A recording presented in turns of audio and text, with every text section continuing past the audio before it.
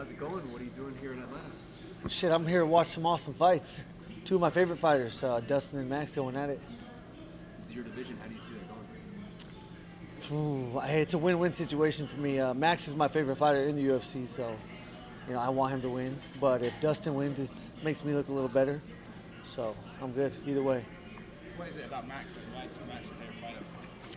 I met him in like 2008 when I started fighting. He was just started in the UFC, and he was down when he fought in Denver. I don't know who he fought, but he was at our gym working out, and he needed a ride home. I told him, I was like, I'll give you a ride home, and ever since that day, man, he was just so cool, and we've had kind of clicked since then. Is that a fight you'd want? And then as a fighter, I mean, the dude's a fucking badass. So I love the guy.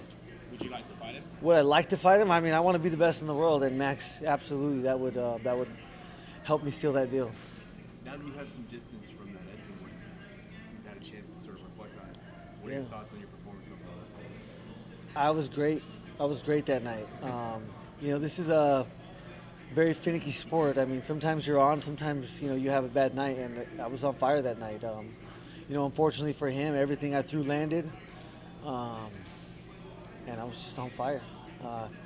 Again, I experienced it in the big fight. The patience, the ability to see things, to recognize things, to make a game plan, as the fight evolves.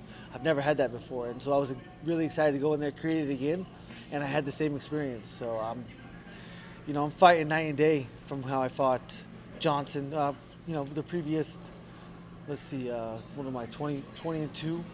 So the previous 19 fights or 20 fights, I fought different. Every time I stepped in there, it was different, and these last two have been different. And you always want to say that as you're winning, but that's the honest truth. My approach is different, and it's very refreshing to go in there and have that experience.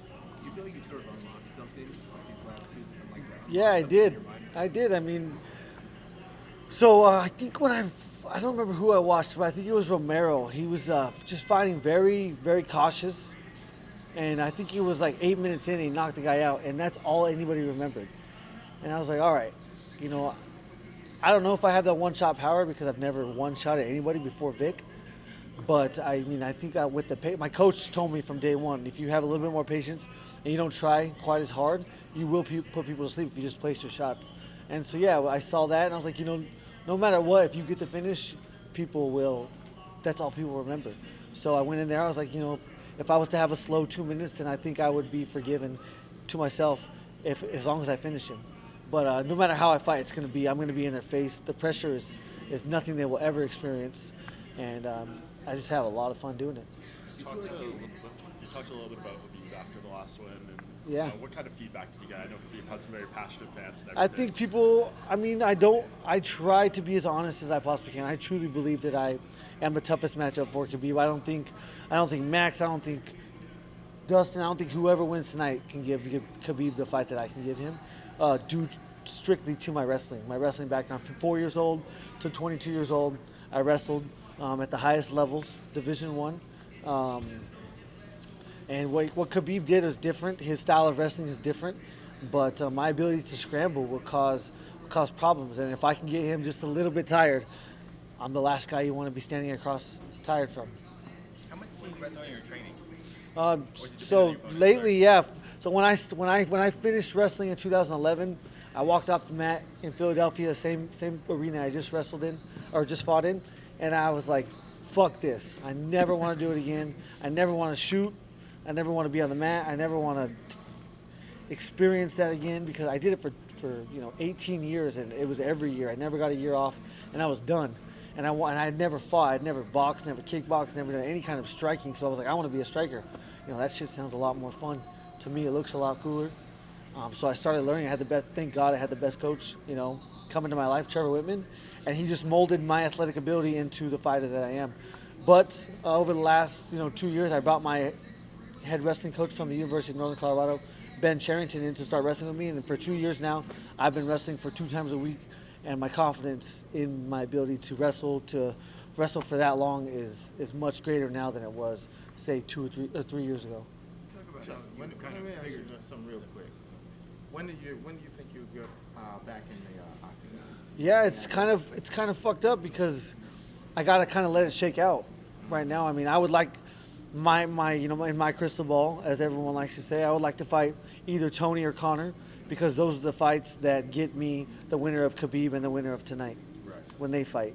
I believe the winner of tonight, deservedly so, gets the shot at Khabib, and I want to put myself in a position to fight the winner of that fight. I think Tony and Conor do that for me. If they don't want to fight me, Tony's dealing with this whatever he has to deal with. I expect him to take as much time as he needs to come back 100%. I know he can come back right now. The dude's a warrior. There's no doubt about it. And Conor, yeah, who fucking knows what's going on with Conor? But they either take him out of the rankings if he's retired, or they keep him in the rankings and he has to fight somebody. If that's me, cool. If that's not me, cool. But there has to be some kind of structure to what's going on here. We can't just keep floating around. Like, I want to know what my path is, and you can't do that by saying I'm retired and being in the rankings and being ranked ahead of me. If you're going to be ranked ahead of me, if you're going to fight for the title, he doesn't deserve the title shot right now. So therefore, it's either me or it's Tony. So he has to pick one of those to fight. Is it those two or bust, or are you willing to? For me, it's those two or bust. Those two, and if I have to, I think if obviously if they are not going to fight, then the winner of Donald and Al put me in line. The winner of that fight, if I fight them, then that puts me in line for the winner of Khabib and the winner of tonight. All I want to do is be in line next. So those three, I would say those three are bust. Are you still over the Al fight, or are you kind of coming back around to that? No, I mean, I don't want to. He's not going to fight me. I know for a fact the dude won't fight me. He's scared of me. He's publicly said he's scared of me, and no specific words, but he's scared of me. And whatever, I'm not gonna.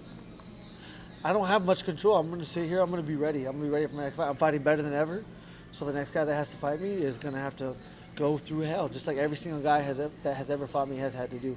Only two have come out successful. I wish I could have those two back. One day I'll get the Poirier fight back, which will get me both of those losses back since he beat Eddie twice.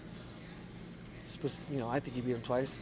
And so, yeah, I got to get that back, which gives me my 2 losses back, and I have to fight the Russian. Just really quickly, I want to revisit you saying figuring out something with these last 2 fights. When you look back on previous fights, you feel like you almost felt like you had to live up to that. No, it had nothing to do with that. I found success early, and I never changed it because I kept having success. And, in life, you'd be a fool to change your route if you're finding success. So, I couldn't U-turn, I couldn't take a left, couldn't take a right. I had to keep going down the path that I was on, and that was go out there, create chaos. And I was never the guy that never came out on the winning end of that until I faced Eddie Alvarez and Dustin Poirier.